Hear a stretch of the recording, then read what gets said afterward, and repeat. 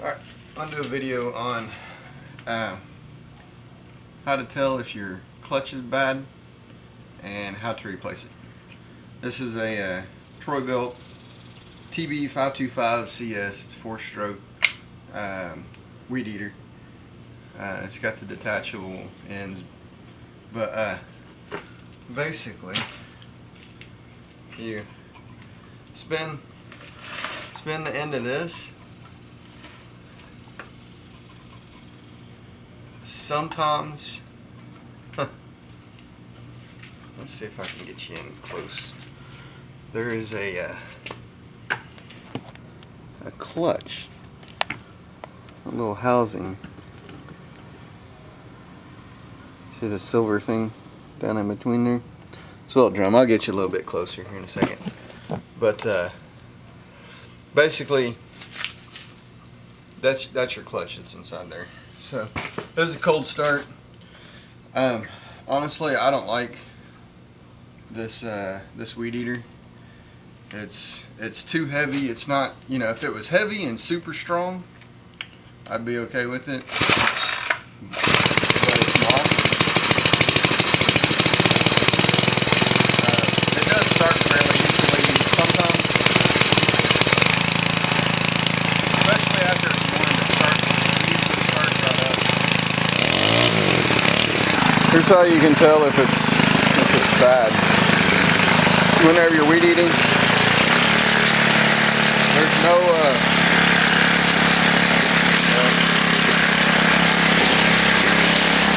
the engine will actually slow down.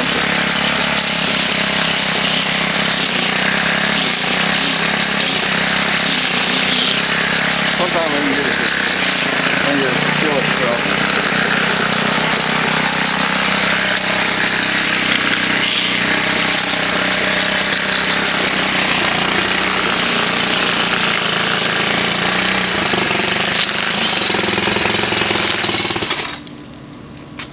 See, whenever that head stops, the engine stops, so you know that's not good. And turn it back up and show you.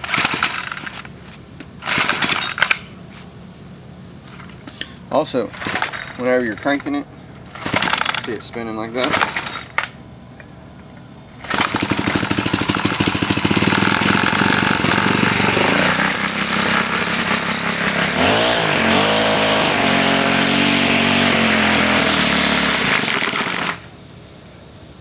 So, alright, well, let's take you in. Also, I had an old Ryobi. This is kind of just a little information. Had an old Ryobi that had the different attachments. This is the little edger attachment, and then this one is a vacuum mulcher attachment, and it all hooks on. It's got the little square drive disc, whatever. But your Ryobi, and this fits right on there. No issues whatsoever. All right, hang on. Let me get you set up on the bench and get back with you. Okay, so I got you set up here. Now, ideally, if you didn't have 1,000,001 different things going, you'd have a clean bench and everything good to go. But I'm working in the real world with a million different things going. So, I already screwed this up once, and I'll tell you what I did wrong. But so I marked it down here what size these bolts are, and it's a T20. So what you're gonna first do is, well, take these off, and you'll first take off your handle. Let's see here.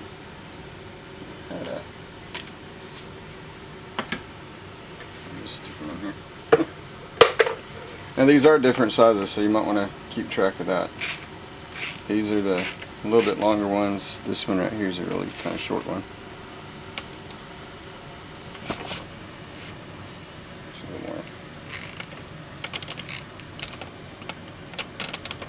little more level with what's going on.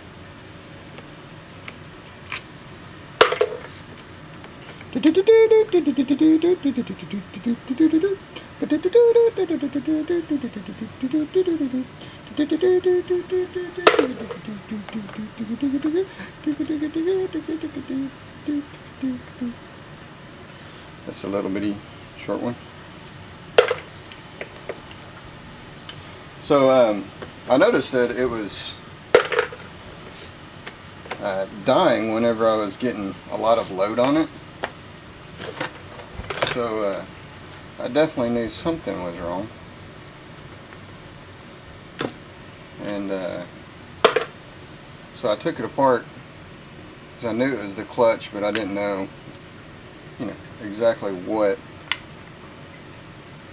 part of the clutch was actually wrong with it. I'm just going to put a couple of these back in, just to kind of hold this together so that that trigger doesn't come flying out. Alright, so then you got 2 bolts right here. This one down here goes all the way through.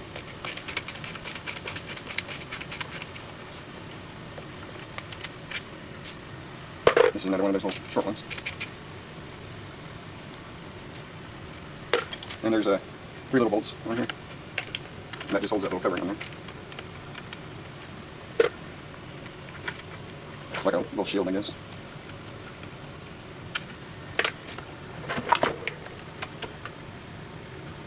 So then this whole piece slides off from the engine. Just like this. Down inside there you see the square shaft. You can also see a whole bunch of little metal flakes, because yours probably won't have all that shimmery. Alright, just gonna set that aside. Now, what I did whenever I was first diagnosing this, trying to figure out what the matter was, I didn't put it all back together. I had set the 2 screws, the 2 long ones, the one with the bolt and that little short one, I'd set that to the side whenever I put everything together. I thought I had all the bolts in. Well, I didn't, and it didn't. I didn't have that lined up just right, and it messed up this drum. So anyway, so you can kind of see that it's kind of freewheeling. But what happened was, there's a spring that's down in there, and it had broke and kind of jammed it, so it wouldn't freewheel like this. But anyways,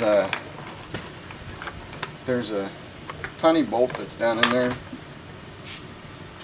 I'll have to figure out what size it is. I don't remember. This is 7/64. So here's what we got.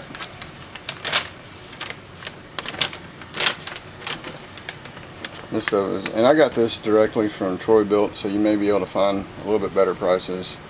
But the clutch itself was $23.32, and the drum, which normally you probably won't have to buy, that's $28.27.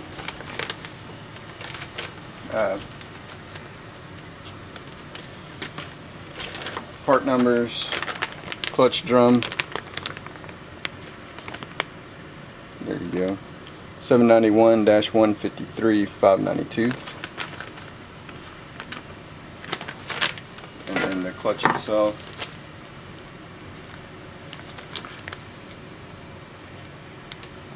$753-1238. So, alright, we'll take a look at the drum. Just see if I know if I need to save that screw or not. Okay, and it looks like there's a screw that's already down inside there, so. Okay, so now we gotta take this off.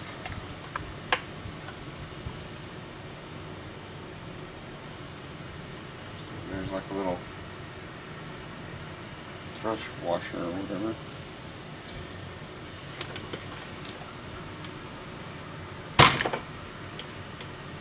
It'd probably be a good idea to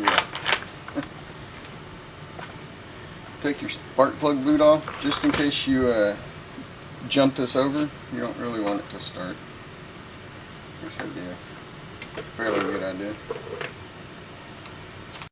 Alright, so here's what I came up with. First I took the this off. It's your spring, your clutch fits around there like that. Took that off. Then held this air hammer. Blam. That knocks it loose. If you had a helper, you had somebody hold this like this, then you could put your screwdriver up here and whack it a few times with a hammer. But it actually says off, so it'll tell you which way to. Let me see. There you go. So it'll tell you which way to go. All right. Keep that aside just in case. Alright.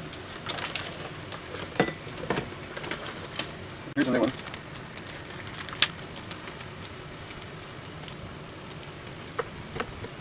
Okay.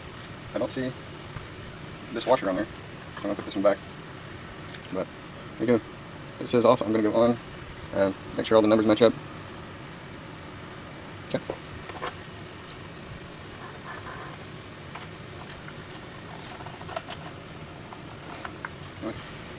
Let's get this, and normally what I will do is spray it with some carburetor cleaner, brake cleaner,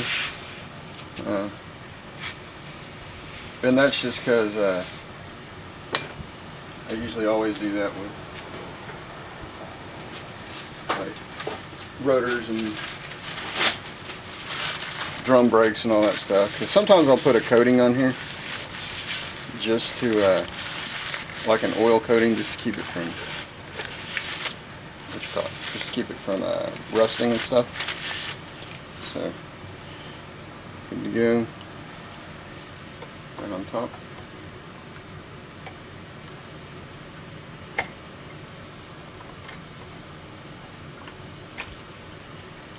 That's alright.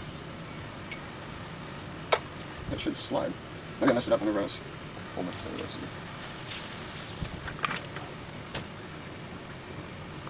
Get some emery cloth on it. Might try and start this up.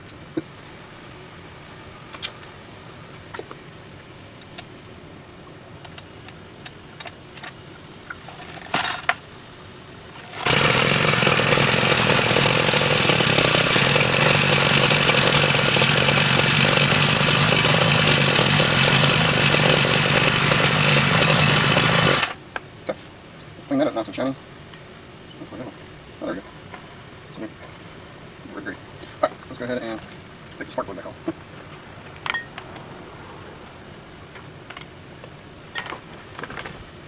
Let's get our 7/64.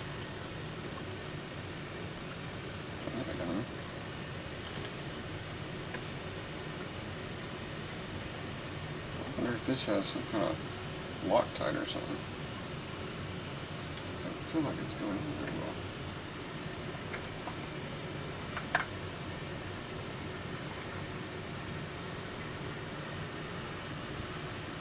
Oh yeah, there's some kind of Loctite or something that's on these threads, so that's why it's not feeling like it's going down there like it should.